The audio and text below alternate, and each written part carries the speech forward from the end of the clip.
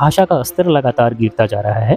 अगर हम बात करें तो संस्कृत से लोग विमुख होते चले जा रहे हैं। मुझे लगता है कि रोजगारोन्मुखी शिक्षा ये नहीं है, लेकिन वो ये भूल जाते हैं कि संस्कृत का अगर आप पठन पाठन करने में रुचि दिखाते हैं तो ये आपको नैतिकता से जोड़ती है। और मेरा मानना है कि अगर आप संस्कृत विषय के साथ अगर आप अध्ययन करना सीख गए तो ये आपको पढ़ना सिखा देती है, एक अच्छा मानव बनना सिखा देती है, आपको अध्ययन करने की कला सिखा देती है। क्या कारण है कि बच्चे संस्कृत भाषा का एक मतलब हवा बना के उन्होंने रखा हुआ है, एक डर, एक आतंक बना के। विहारस्य युक्ताहार विहारस्य युक्तम चेष्ट सुकर्मसु युक्त स्वप्नावबोधस्य योगो भवति दुःखः। नमस्कार, मैं हूं सौरभ जायसवाल और एक बार फिर से अगली वीडियो श्रृंखला में आप सभी दर्शक बंधुओं का बहुत बहुत स्वागत है। बोर्ड परीक्षा का जो समय है वो काफ़ी नज़दीक आ गया है और ऐसे में मुझे लगता है कि हर एक स्टूडेंट्स के लिए एक विषय जो है वो बहुत परेशानी का सबब बन जाता है और वो विषय है संस्कृत। दोस्तों, ये वीडियो आप सब के लिए और वो उन गार्डियन के लिए भी जिनके बच्चे अभी बोर्ड परीक्षा में सम्मिलित होंगे, उनके लिए भी मैं आपको बताना चाहता हूँ कि जो संस्कृत जो एक विषय है वो विषय खासा परीक्षार्थियों को परेशान करता है। तो इस वीडियो में हम बात करेंगे संस्कृत विषय को लेकर के कि किस तरीके से इनका डर मिटाया जाए और किस तरीके से अच्छे नंबर लाए जाए। इसके लिए हमारी वीडियो में मौजूद हैं हमारे क्षेत्र के जाने माने संस्कृत आचार्य मिस्टर अभिषेक मिश्रा जी। तो हमारी वीडियो में आपका बहुत बहुत स्वागत है मिश्रा सर। सबसे पहले सौरभ सर, आपको हार्दिक अभिनंदन कि आज आप लगातार जो अपने तरह तरह के लोगों को अपने वीडियो में समेटते हैं, उसी कड़ी में आज संस्कृत पर भी अपना सौरभ बरसाने के लिए आपको बहुत बहुत अभिनंदन, बहुत बहुत धन्यवाद आपको। और साथ साथ अपने तमाम दर्शक बंधुओं को भी हार्दिक आभार जो सभी हमारे इस वीडियो को देख रहे हैं। और जैसा कि आपने विषय रखा मेरे सामने कि संस्कृत का भय बच्चों में क्यों व्याप्त रहता है, आमतौर पर देखा जा रहा है कि सभी विषयों के समान संस्कृत के साथ समरूपता नहीं रहती, जबकि बिहार विद्यालय परीक्षा समिति में संस्कृत भी 100 नंबर के लिए उपयुक्त है। बिल्कुल बिल्कुल, सभी विषयों की तरह संस्कृत भी 100 नंबर का पूर्ण रूप से रहता है। लेकिन समस्या यहाँ ये आती है कि प्रायः संस्थान संस्कृत का महत्व नहीं देते। ये अपने यहाँ केवल पास कराने की मानसिकता लेके चलते हैं। समय पर केवल बच्चों पर बोझ बन जाता है, केवल रटना पड़ता है। रटने की प्रवृत्ति की वजह से वे काफ़ी ज़्यादा इसको बोझिल महसूस करते हैं, बहुत भयभीत रहते हैं। कारण है क्या कि वो अपने संस्थान में क्लासेस बहुत कम देते हैं, 2 दिन 3 दिन देते हैं क्लासेस। इस वजह से बच्चों में काफ़ी डर रहता बना हुआ। लेकिन खैर, अब तो समय काफ़ी बीत चुका है, सत्र का बहुत ही समय बहुत बिल्कुल कम बचा मतलब है। बोले तो बोर्ड परीक्षा का समय काफी नजदीक आ गया है और बोर्ड परीक्षा के दृष्टिगत अगर हम बात करें तो संस्कृत एक हमेशा से ही स्कोरिंग पेपर रहा है। नो डाउट कि इसमें विज्ञान विषयों की तरह नंबर उठते हैं सर। गणित में अगर आपके 95, 96, 98 का अगर आप स्कोर करते हैं तो संस्कृत में भी 98, 99 तक भी नंबर आते हैं। तो सबसे पहले इस वीडियो के माध्यम से ये इन चीज़ों पे चर्चा हो जाए कि जो बच्चे अभी तक मतलब ठीक से नहीं पढ़ पाए हैं, उन जो भी समय बचा हुआ है उन अल्प समय अवधि में संस्कृत विषयों की वो तैयारी किस तरीके से करें कि एक बेहतर मार्क्स तक वो पहुंच जाए। सबसे पहले हम बात करेंगे कि पाठ्यक्रम क्या रहता है मैट्रिक बोर्ड के लिए। तो दरअसल क्या है कि बीते कई वर्षों से बच्चों की सुविधा के लिए, खास करके वो अधिक से अधिक नंबर उठा पाएँ, क्योंकि सीबीएसई बोर्ड में बच्चे 90% मार्क्स एवं आसानी से ले आते हैं। कारण है कि बहुत सारी वहाँ की परीक्षा की ऐसी व्यवस्था की गई है कि बच्चे मैक्सिमम नंबर ले आए। लेकिन अपने बिहार में क्या होता था कि बच्चे यहाँ पर 60% ला के बड़ा खुश रहते थे। अच्छा। और वही सीबीएसई बोर्ड में देखिए 90% आने पर भी उसका उतना वैल्यू नहीं होता था, वो 100% की होड़ में रहते थे।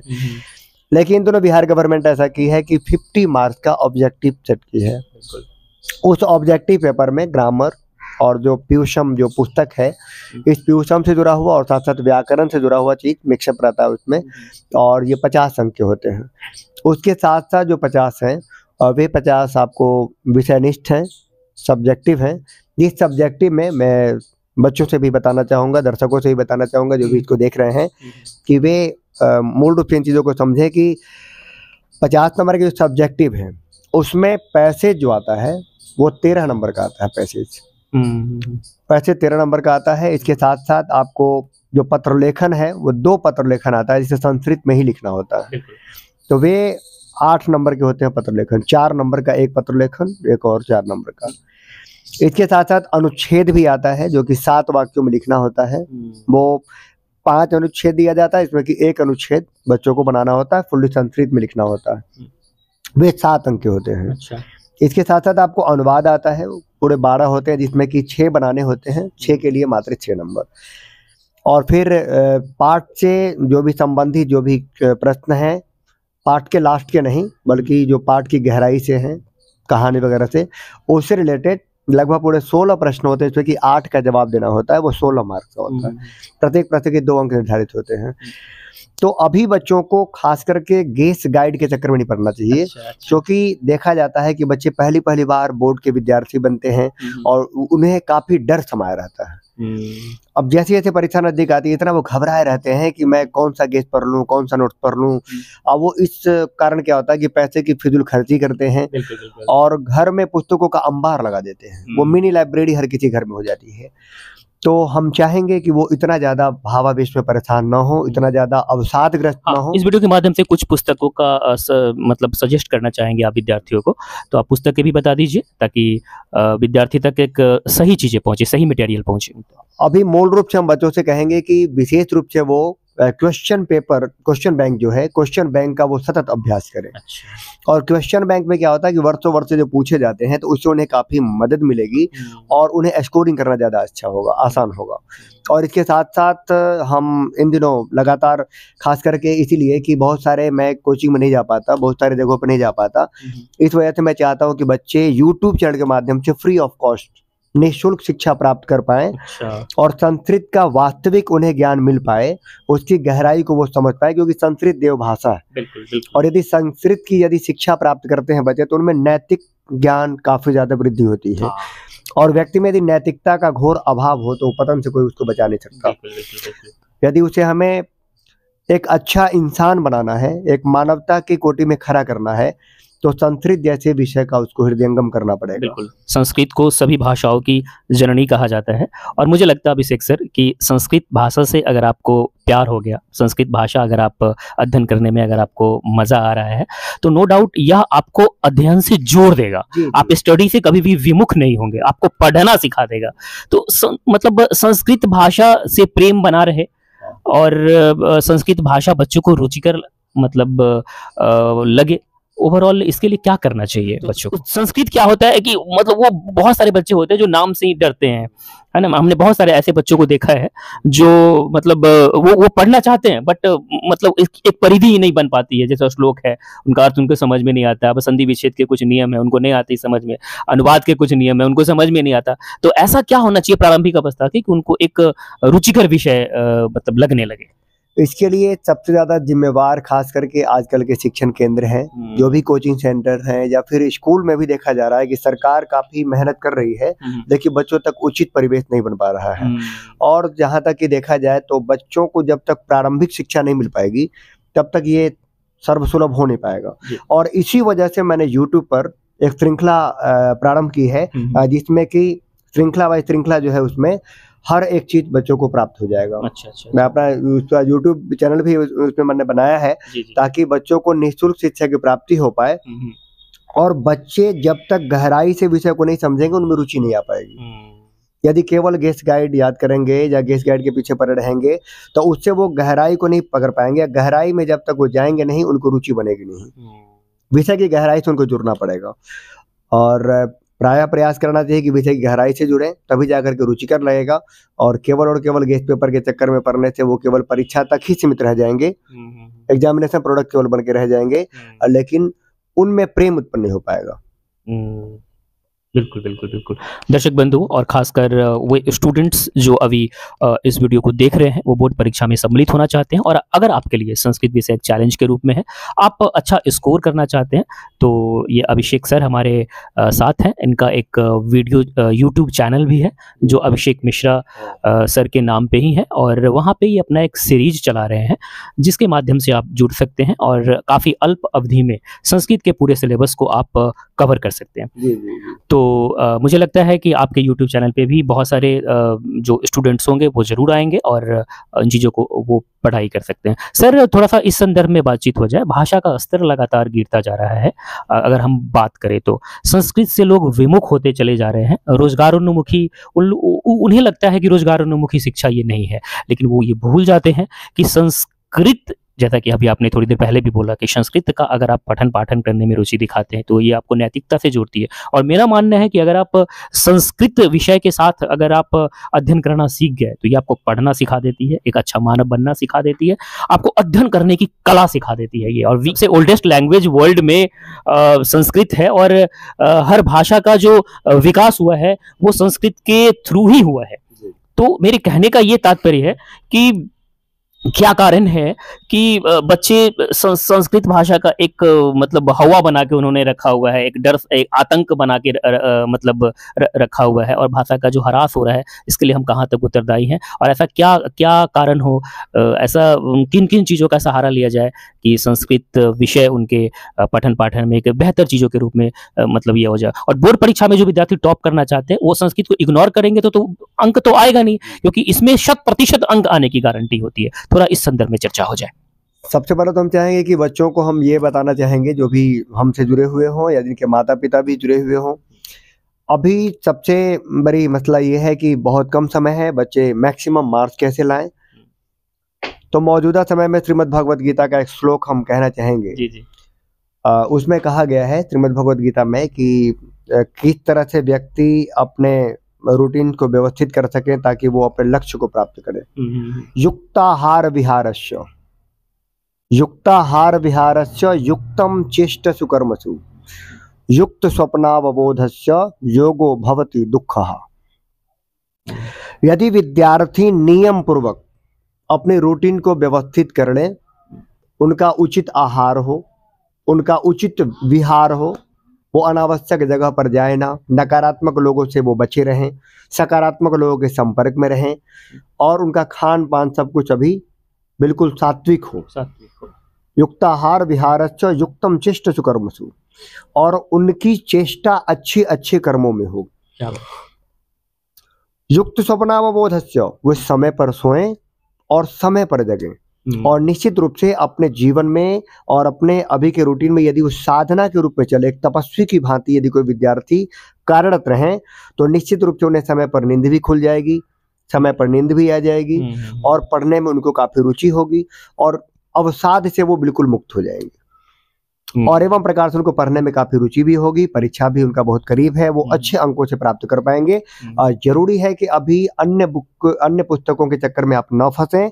आपको केवल और केवल अपनी परीक्षा को टारगेट करते हुए अभी क्वेश्चन बैंक की ओर ध्यान दें, और मेरे द्वारा जो श्रृंखलाएं दी जा रही हैं, लगातार जो दी जा रही हैं, आप ईमानदारी पूर्वक एक एक सीरीज को देखिए। निश्चित रूप से आप बहुत कम समय में आप संस्कृत का अच्छा स्रोत प्राप्त कर पाएंगे और अच्छी तरह से आप अंक प्राप्त कर पाएंगे। रही बात आपका जो प्रश्न था कि भाषा लगातार गिरती क्यों जा रही है, इसके प्रति हम सबों का समाज भी उत्तरदायी है, सरकार तो विशेष रूप से उत्तरदायी है, क्योंकि यहाँ पर समझिए कि वोटों का जो ध्रुवीकरण चल रहा है, सांप्रदायिकता का ध्रुवीकरण चल रहा है। यहाँ पर अभी संस्कृत पूरी तरह से उसका बहुत ज्यादा जो है तो ये ऐसी स्थिति में आ गई है कि कहीं किसी भाषा को काफी ज्यादा जो है तो बल दिया जा रहा है और एक भाषा पर बिल्कुल कोई ध्यान नहीं। लेकिन फिर भी बिहार सरकार इतनी तो है, कम से कम मैट्रिक में भी अनिवार्य विषय के रूप में संस्कृत को रखी है। नहीं तो ऐसी स्थितियां आती जा रही हैं कि कभी कभी लगता है कि संस्कृत पतन की स्थिति पर है। जबकि वही यूपी में देखिए, हिमाचल प्रदेश में देखिए, उत्तराखंड में देखिए, तो वहाँ निचली कक्षाओं से ही, प्रारंभिक कक्षाओं से ही संस्कृत को अनिवार्य विषय के रूप में घोषित कर दिया गया है। अभिभावक भी काफी ज्यादा इसके लिए बहुत सजग रहते हैं कि हमारे बच्चे छोटी कक्षाओं से सीखें। लेकिन यहाँ समस्या क्या आती है कि बच्चे संस्कृत से रूबरू वर्ग नवम में होते हैं, वर्ग दशम में होते हैं। बिल्कुल। नतीजा होता है कि उन्हें प्रारंभिक कुछ शिक्षा तो मिली नहीं, वो ना उच्चारण स्थान जान पाए, ना ही वो, अब देखिए जो हम लोग बच्चों को पढ़ाते हैं गवा गवा के गाना की तरह पढ़ाते हैं, श्लोक वगैरह जो होते हैं, बहुत आनंददायक लगता है। अब जैसे देखिए उच्चारण स्थान पढ़ाना, उसको कविता की तरह पढ़ाते हैं। अकुह विसर्जनीयानाम कंठः ईचु यशानाम तालु ऋतु रसानाम मूर्धा ऋतु लसानाम दंता। इन श्लोकों के माध्यम से बच्चे बड़ी आसानी से याद कर लेते, उनको हृदयंगम भी हो जाता है। और आज बच्चों में डर इसी कारण से है कि बहुत शिक्षक भी इसे काफी जटिल बना चुके हैं। बच्चों को उस रूप में नहीं पढ़ा रहे हैं जिस रूप में संस्कृत को पढ़ाना चाहिए। हाँ। देखा जाए तो यदि संस्कृत को उस रूप में पढ़ाया जाए जैसे ज्ञात्मक रूप इसका है संस्कृत का, उस रूप में इसके श्लोक को समझाया जाए, पढ़ाया, इतना रुचिकर विषय है कि बच्चे उसमें तो बहुत ज्यादा हृदयंगम हो जाते हैं, विभोर हो जाते हैं उसमें। तो इसलिए करके हम चाहेंगे आप सभी अभिभावकों से भी कि आप सभी अपने अपने बच्चों को छोटी कक्षा से ही संस्कृत के प्रति उसको सजग करें, क्योंकि संस्कृत सिर्फ और सिर्फ रिजल्ट का प्रोडक्ट नहीं बनना चाहिए, एग्जामिनेशन प्रोडक्ट नहीं बनना चाहिए, बल्कि यदि संस्कृत आप अपने बच्चों के हृदय में उतार देते हैं तो निश्चित रूप से वह आपका पुत्र नहीं बल्कि वो सुपुत्र बन जाएगा। वो पुत्री नहीं बल्कि वो सुपुत्री बन जाएगी। उसमें नैतिकता का संचार होगा, तो उसमें एक सच्चे मानवता का स्वरूप आपको दिखेगा। क्या बात है। दर्शकों तक की अगर ये वीडियो पहुंच रही है तो मैं चाहूँगा ये संस्कृत विषय को लेकर के इस वीडियो में मैंने आपसे बात की, और ये परिचर्चा अगर आपको अच्छी लगी तो खुद भी देखिएगा, दूसरों को भी दिखाइएगा, अपने बच्चों को भी देखने का अवसर दीजिएगा, उन तक पहुंचाइएगा। सर एक बात और इस वीडियो के माध्यम से जो मेरे दिमाग में इस वक्त आ रही थी, संस्कृत के व्याकरण में एक क्रम होता है शब्द रूप का। तो शब्द रूप तो इतने सारे हैं, मुझे जहाँ तक लगता है जब मैं 9वीं और 10वीं का स्टूडेंट हुआ करता था तो उस समय शब्द रूप इतने सारे होते, मैं कंफ्यूज हो जाता है भाई किसको पढ़ो किसको ना पढ़ो। अब इतने सारे शब्द रूप, सब में अलग अलग चीजें आ जाती हैं, तो इन शब्द रूप के माया जाल से कैसे निकला जाए? क्या इसके लिए कोई ऐसा कोई टेक्निक है क्या? बिल्कुल है जी, थोड़ा सा इस वीडियो क्योंकि ये शब्द रूप जितना बच्चे जटिल समझ रहे हैं या फिर अन्य संस्थान या अन्य टीचर इसको जितना जटिल बनाते हैं, वो कारण ये है कि वो बच्चों से काफी ज्यादा व्यवहारिक नहीं होते। अच्छा। यदि बच्चों से हम व्यवहारिक हो जाएं, ये शब्द रूप बहुत ही आसान है, बड़ा आनंददायक है। अच्छा। शब्द रूप एक यदि बालक शब्द का रूप बच्चा याद कर ले तो बालक का जो अंतिम अक्षर है वो है क, और क में कौन से स्वर हैं? अ। तो इसे कहते हैं अ से अंत होने वाले शब्द, ये अकारांत कहलाते हैं, अ एंडिंग वर्ड। जितने भी अ से अंत होने वाले शब्द हैं सिर्फ एक बालक शब्द के रूप याद कर लेने से हो जाता है। लेकिन दिक्कत तब हो जाती है सर कि जब मतलब प्रथमा द्वितीय एकदम संबोधन तक जब याद करना पड़ता है तो थोड़ा सा मतलब बच्चों को लगता है कि ये क्या रटने जैसी चीजें आ गई। बच्चों को सिर्फ ये कह दिया जाए कि इसको रटो, नहीं, तब बच्चे के लिए बहुत कठिन हो जाए। अच्छा, तो फिर बच्चों के साथ साथ टीचर भी रटे, उसे झूमते हुए पढ़े, उसे बोर्डिंग लेकर नहीं, उसे झूमते हुए संस्कृत में मय हो जाए। जैसे मैं अक्सर पढ़ाता हूँ बच्चों को, गाने की तरह पढ़ाता हूँ। अच्छा। राम रामो रामा रामम रामो रामान रामेण रामाभ्याम रामे रामाया रामाभ्याम रामेभ्यः रामात् रामाभ्याम रामेभ्यः रामस्य रामयोः रामाणाम् रामे रामयोः रामेषु हे रामो हे रामा। क्या बात है, इस संगीत के माध्यम से बच्चों को पढ़ाने में जो और बच्चों को भी लगता होगा कि जब सर को याद है तो मुझे भी याद होना चाहिए, और सर इस तरीके से बोल रहे हैं तो मुझे भी वो चाहिए। एक माहौल क्रिएट करना पड़ता है। बिल्कुल, अभी आपको मजा आ गया होगा वीडियो को देख करके भी। और बोर्ड परीक्षाएं आ रही है, संस्कृत विषय एक स्कोरिंग पेपर हमेशा से रहा है, इसमें विज्ञान विषयों की तरह, गणित विषय की तरह नंबर उठते हैं। और अगर आप बोर्ड परीक्षा बेहतर अंकों के साथ उत्तीर्ण करना चाहते हैं, अगर आप टॉप में अपना स्थान बनाना चाहते हैं, तो आपको संस्कृत विषय को इग्नोर नहीं करना होगा, संस्कृत विषय को लेकर के चलना होगा। और अभी इस वीडियो श्रृंखला में हम बात कर रहे हैं संस्कृत के आचार्य अभिषेक सर के साथ, और ये बता रहे हैं कुछ बुनियादी चीजें, कुछ टेक्निक्स जिसे संस्कृत विषयों में ज्यादा अच्छा नंबर आए। सर, अनुवाद श्रृंखला पे अगर हम बात करें तो अनुवाद श्रृंखला में कुछ चीजें होती हैं, जैसे भीतरार्थाणाम भय हेतु यनांग विकार, ऐसे कुछ बहुत सारे सूत्र होते हैं, और उन सूत्रों से भी डायरेक्ट मतलब उनकी व्याख्या के लिए भी प्रश्न आते हैं। तो ये अनुवाद की तैयारी बच्चे मतलब किस मतलब तरीके से करें कि कहीं से भी अनुवाद कुछ भी आए तो वो आराम से मतलब उसको किया जा सके। वीडियो में पूरी तरीके से तो बताना संभव नहीं है, लेकिन फिर भी कुछ टेक्निक्स, कुछ जरूरी चीज जो इस वीडियो के माध्यम से जो बच्चे देख रहे हैं उनको कुछ फायदा हो जाए। सौरभ जी, सच कहूं तो अनुवाद की इतनी महत्ता है कि यदि बच्चे अनुवाद पर अपनी पकड़ बना लेते हैं तो मैक्सिमम अंक वो बटोर सकते हैं। अच्छा। कारण है कि यदि अनुवाद उनको अच्छी तरह आ जाए, क्योंकि प्रारंभिक चीज इसमें क्या है कि अब बच्चों को वो धातु रूप की समझ होनी चाहिए, और साथ साथ जो लकार है, 5 लकार, ये 5 लकार के अनुवाद जो है यदि वो सही से जान पा रहे हों, क्योंकि जब तक 5 लकार नहीं जान पाएंगे, जब तक धातु प्रयोग नहीं सीख पाएंगे, तब तक वो कारक प्रकरण नहीं बना पाएंगे। और समस्या तब हो जाएगी और ज्यादा जब वो ये लकार से परिचित नहीं है, तो उनके लिए समस्या ये बनती है कि वो पत्र लेखन भी नहीं लिख पाते। क्योंकि संस्कृत में आप सबको बता दूं कि ये जो परीक्षा होती है इसमें पत्र लेखन आता है, और वो पत्र लेखन आपको 2 लिखना होता है। अच्छा। और दोनों पत्र लेखन फुल्ली संस्कृत में ही लिखना होता है।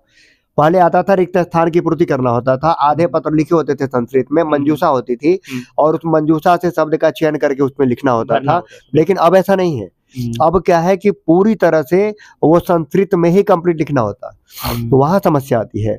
उसके साथ साथ जो अनुच्छेद है वो भी संस्कृत में ही लिखना होता है। इसके साथ साथ जो माने गद्यांश लेखन होता है, वो पैराग्राफ राइटिंग, तो गद्यांश में भी जब तक बच्चे का अनुवाद क्लियर नहीं है तब तक बड़ी समस्या है। तो मैं इसमें विशेष रूप से यही कहना चाहूंगा कि अभी आपके माध्यम से तो हम उतना ज्यादा वो, क्योंकि उसकी बहुत लंबी चौड़ी करी है हाँ। अनुवाद की, तो हम चाहेंगे तमाम बिहार बोर्ड के छात्रों से जो भी हमारे इस वीडियो को देख रहे हैं आपके माध्यम से, क्योंकि आपने बहुत बड़ा पुण्य का कार्य किया है कि इस परीक्षा के आने के क्रम में आप एक सेतु बनकर कार्य कर रहे हैं बिहार बोर्ड के विद्यार्थियों के लिए और हमारे बीच, क्योंकि हमें भी विद्यार्थी की खोज है और विद्यार्थी भी शायद मुझे ढूंढ रहे हैं, लेकिन समय के अभाव में हम सब तक पहुंच नहीं पा रहे हैं। लेकिन इतना मैं वादा करता हूं कि यदि सारे बच्चे हमारे इस YouTube चैनल को, जो हमारा प्रश्न अभिषेक मित्रा के नाम से YouTube चैनल है, यदि आप नियमित रूप से आप अपना प्यार दें, आप अपना साथ और सहयोग दें, तो उस पर आप आसानी से श्रृंखलाबद्ध कार्यों के साथ आप अनुवाद को अच्छी तरह से हृदयंगम कर पाएंगे, समझ पाएंगे, जान पाएंगे, क्योंकि उसे बिल्कुल बारीकी से पढ़ाना पड़ता है और 0 लेवल से पढ़ाना पड़ता है। और वाकई यदि अनुवाद पर आपकी पकड़ हो गई, शब्द रूप पर पकड़ हो गई, तो मैं तो ये कह सकता हूं कि आप 100 में 100 नंबर लेकर आएंगे। क्या फर्क पड़ता है कि आपके पास समय कम है हमारे साथ अभिषेक से रहना। मैं बताऊं, जैसे कि इन्होंने अभी बताया, YouTube पर एक चैनल की शुरुआत, और उस चैनल में काफी अल्प समय में आपको संस्कृत विषयों में कैसे मतलब एक अच्छा स्कोर लाया जा सके, इस परिप्रेक्ष्य में बातें होंगी। तो सर स्नातकोत्तर हैं संस्कृत से और बहुत अच्छा पकड़ रखते हैं संस्कृत विषयों के साथ, नो डाउट। इस वीडियो में मैंने इनको लेकर के आया हूं, तो कहीं ना कहीं से ये हर एक स्टूडेंट्स के लिए ये मतलब फायदेमंद होगी, और इनके चैनल के साथ भी जुड़े। हमारा जो क्षेत्र है उसमें संस्कृत के आचार्य बहुत कम मिलते हैं, रेयर मिलते हैं। मैं अपने जमाने में बात करूं तो संस्कृत के शिक्षक की बहुत कमी थी, तो इसलिए इस वीडियो का एकमात्र उद्देश्य यही है कि एक संस्कृत के एक अच्छे आचार्य को मैं दर्शकों तक रूबरू करवा सकूं, और उनके जो पठन पाठन का जो टेक्निक है वो दर्शक उनसे लाभान्वित हो सके, बच्चे उनसे लाभान्वित हो सके और उनसे लाभ ले सके। आपने हमें वक्त दिया, बहुत बहुत धन्यवाद सर। अंत में मैं आपसे कहना चाहूंगा सौरभ सर कि वास्तव में संस्कृत में आप जो सौरभ बरसाने का जो आपने कार्य किया है, सच में मैं हृदय से आपका आभारी हूँ। क्योंकि सच ये है कि ये प्रचार प्रसार के लिए वास्तव में न आ पाए, न मैं इसके लिए खास करके आया हूँ लाइव, लेकिन ये परीक्षा से ठीक पहले आने के पीछे मूल वजह ये है कि मेरे दिल में बड़ी पीड़ा होती है कि हमारा संस्कृत इतना वंचित क्यों, इतना बहिष्कृत क्यों, जब संस्कृत में नीति भरे पड़े हैं। यदि एक स्वस्थ समाज का निर्माण करे तो वहां संस्कृत की बड़ी उपादेयता होगी। बिल्कुल बिल्कुल बिल्कुल। वहां संस्कार की बातें होती हैं, नीतियों की बातें होती हैं, माता पिता के महात्म की बातें होती हैं, गुरुजनों के महात्म की बातें होती हैं। और इस स्थिति में हमारे बच्चे कोचिंग के दबाव में आकर के या कोचिंग के कुप्रबंधन की वजह से वो संस्कृत का भली भांति अध्ययन नहीं कर पाते। बिल्कुल बिल्कुल। उन्हें केवल और केवल परीक्षा से जुड़े हुए 2-4 टॉपिक बता दिए जाते हैं ताकि वो परीक्षा पास कर ले, काम खत्म। लेकिन मेरी ये निष्ठा है, मेरी भावना है कि हमारे क्षेत्रवासी संस्कृत विषय को बड़ी गहराई से जाने, बड़ी गहराई से समझे, और किसी भी प्रकार से वो हंसते मुस्कुराते थे मैथ में, वो बहुत ही आत्मसंतुष्टि के साथ कार्य करते, वैसे ही संस्कृत में भी। क्योंकि आप देखेंगे प्रशासनिक परीक्षाओं में भी संस्कृत ऐच्छिक विषय के रूप में है। यदि किन्हीं बिल्कुल बिल्कुल, हाँ, संस्कृत विषयों के साथ आप बिल्कुल IAS की भी परीक्षा दे सकते हैं। जी जी। तो इसलिए करके ये मेरी सोच है और मेरी ये भावना है कि हम हर बच्चों तक सुलभ हो, हमारी ये पढ़ाई हर बच्चों तक सुलभ हो, हर बच्चा मेरा क्षेत्र का अच्छा ज्ञानवान बने, अच्छा नैतिक आचरण वाला बने, चरित्रवान बने, नीतिमान बने।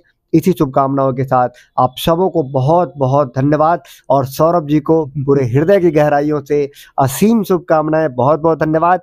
और यदि आप सबों का प्यार मिला तो मैं लगातार अपनी वीडियो के माध्यम से आपके घर तक जुड़ा हुआ रहूंगा। बिल्कुल। तो इस तरीके से इस वीडियो में हम बात कर रहे थे संस्कृत भाषा के ऊपर, बोर्ड परीक्षा के संदर्भ में बच्चों में स्कोर किस तरीके से संस्कृत विषयों में बढ़ाया जाए इसके ऊपर। और अब सौरभ जायसवाल को दीजिए इजाजत, मिलते हैं अगले वीडियो श्रृंखला में। जय हिंद।